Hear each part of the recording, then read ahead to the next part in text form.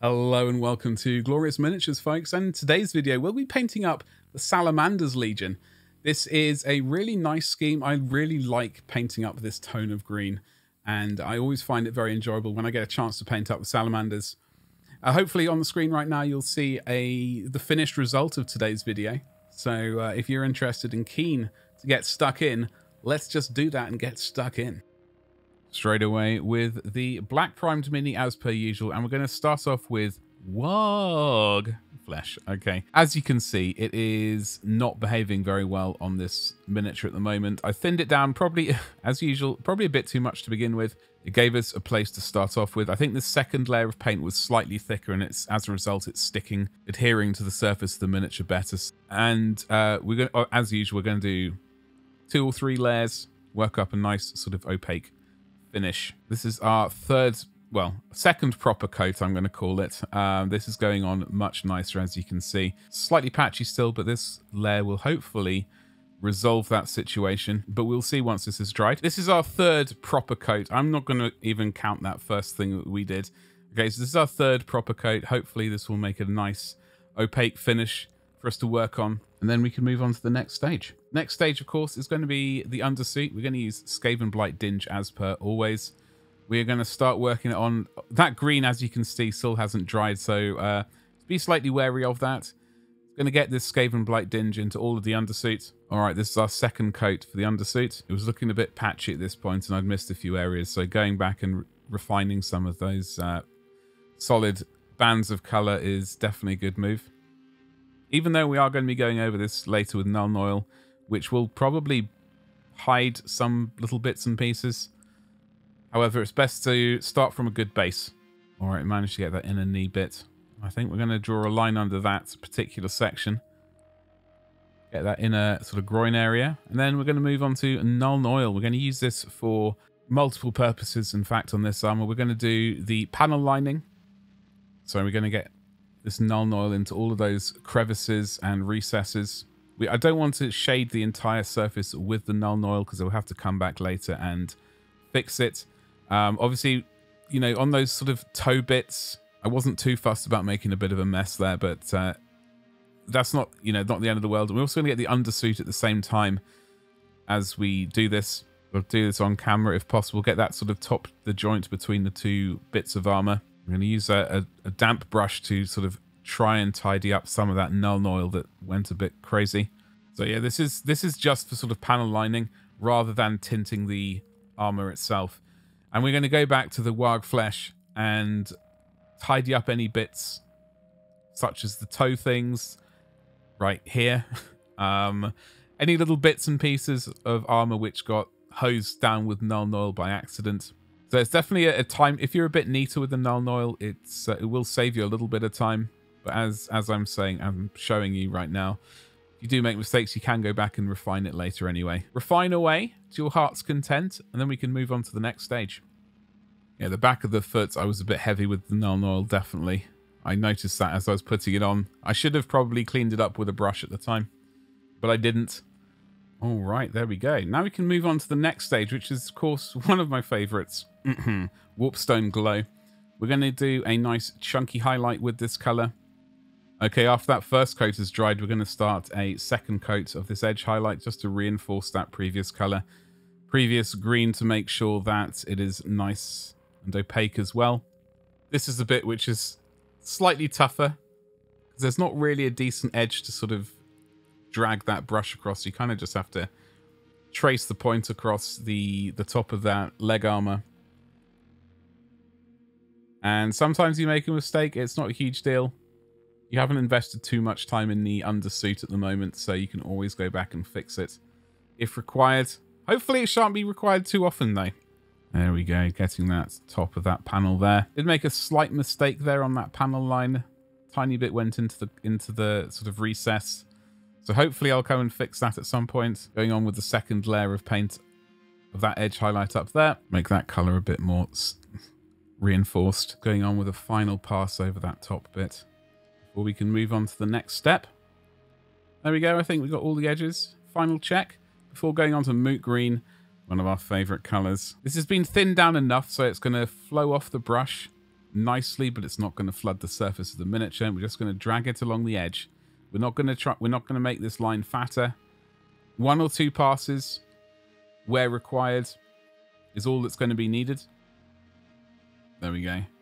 And obviously wait for it to dry before assessing if you need to do another coat or not. I would generally say 2 coats is probably required, but sometimes you can get away with just 1.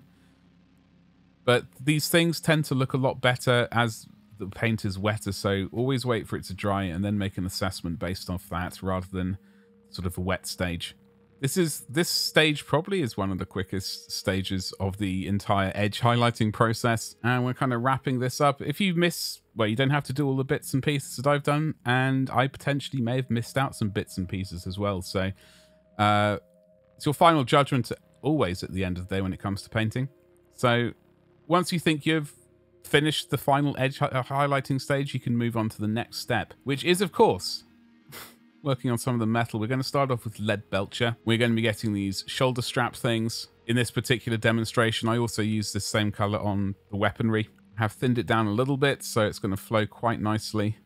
Make sure to get the sort of sides of those straps as well, rather than just the tops. Otherwise, it might look a little bit weird. Okay, so that shoulder strap is done. We've obviously got to do the front shoulder straps as well. Painting that bit there, that stomach. Bit of ribbed something or other. I don't know what it's supposed to be, but it's a thing. It's a detail. Okay, we're moving on to the next stage, which is, of course, Nuln oil and the shading part of the metal. There's the Nuln oil, and we're going to run that into all over the entire surface of the metal, making sure it gets into all the recesses and runs all the way up to the sort of edge of the armor. Tidy it up where required with a damp brush. In case there's a bit of overspill or something like that, and you shouldn't need to worry about it any more than that. We did paint that central bit, as you can see, so we're going to get some Nuln oil over that and into the recesses around it. I have put a great big dollop on that stomach bit there that is hopefully going to go back and fix it. There we go, thank God for that. That was a bit too much just to have been left chilling there. So to get the edges if you can.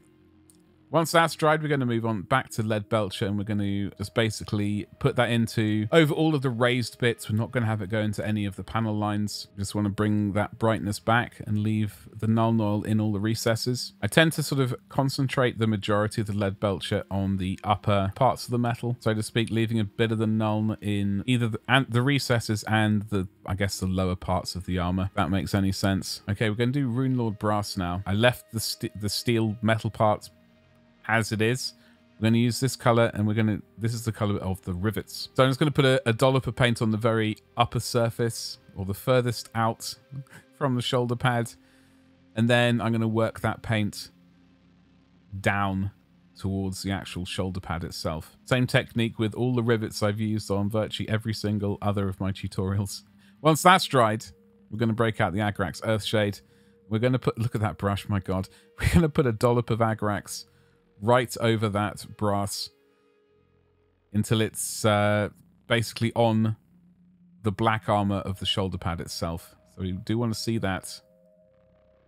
So almost pooling at the base of the rivet. Okay, Abaddon black. We're going to do the shoulder pads. I'm pointing at that wildly. That is just black primer currently. So what we're going to do is we're going to start off with a coat of thinned down Abaddon black over the entire shoulder pad. As you can see. What am I doing? There's Runelord brass again. Once we've done that Abaddon black and tidied things up on this shoulder pad, we're going to go back with the Runelord brass and sort of add a bit of the brightness back, because obviously the Agrax will have dulled it down a little bit. We want the Agrax on the sort of vertical upward facing slopes of these rivets, if that makes any sense. Just to bring some of that brightness back, we want the Agrax sort of definitely on the downward facing surfaces of these rivets. Definitely bringing the brightness back, as you can see. There we go, that's looking nice. Now we can move on to the next stage, which is, of course, Skavenblight dinge. We're going to do some edge highlighting of the black armor, the shoulder pads specifically. Also, you could use this to paint the bolter as well. If you don't want to do that, I have done a sort of a generic painting video for the bolter. Hopefully I'll put a card up top right hand corner, the link towards that. But we're going to use this paint to do the sort of chunky edge highlight for this shoulder pad, and indeed the shoulder pad with all the rivets on. Couple of coats as always, using the edge of the brush for this part, and it is going to be slightly fatter than the next layer, obviously. Okay, I'm going to make this line right here a bit fatter across the entire sort of width of it. Stormvermin fur is going to be our edge highlight, our final edge highlight for this particular black armor. These two colors, they're a lovely sort of warm gray. I am very keen on using them. So yeah, just the edge of the brush along just the edge. We don't want it to be a fat line at all. A couple of thin coats, as always. Get that edge highlight on there. You could go, if this was a character or something like that, you could potentially add a bit of white and take this up another stage after this. Just on sort of corners and little extra bits and pieces, you could go a tiny bit brighter. But I think generally I would personally stop it at this point. I think 2 edge highlights is enough. If it, as I said, if it's a character or something like that, I would be happier to spend more time on it. But I know even 2 edge highlights might be considered by some to be too many. 1 too many, and potentially. But there we go. Personal preference and all that jazz. There's that second coat. All right, that's looking kind of good. So obviously replicate that on the other shoulder pad as I just pointed. And then we're going to use Balor brown. We're going to do some eye lenses. I was umming and ahhing about this. I almost went with red, but I thought yellow, sort of fiery yellow potentially, might be a good go. So the lenses have been previously painted black, but Balor brown, we are going to just do a stripe within this lens. It's all it is, really. It's a stripe. We want that black line going around the Balor brown, and we would like a bit of black on the very outsides of the lenses if possible. A couple of coats of this is all that's going to be required before we can move on to the next part. So just take a bit of time. If you do make a mistake, you can always go back with a smaller brush and some black paint and just trace that outline. I know I've definitely had to do it several times. Okay, we're going to jump up to Flash Gitz yellow. So we want this color. I usually start from the center of the helmet and work about halfway along the previous color from the sort of center of the helmet. As you can see, working from the center outwards is the way I find works best for doing this particular step. That's looking pretty yellow. I think we're doing one more stage, one more sort of highlight on the inside of the helmet, and using Dorn yellow. In fact, we're going to use to do the very interior glint, I guess, if you want to call it that, right on the inside center of the eye lens, just like that. I think we're going to do some more. I think we need to do some more. Going to get this eye lens now. That's all we need to do, really. Just like a tiny little dot. I really like how that's looking thus far.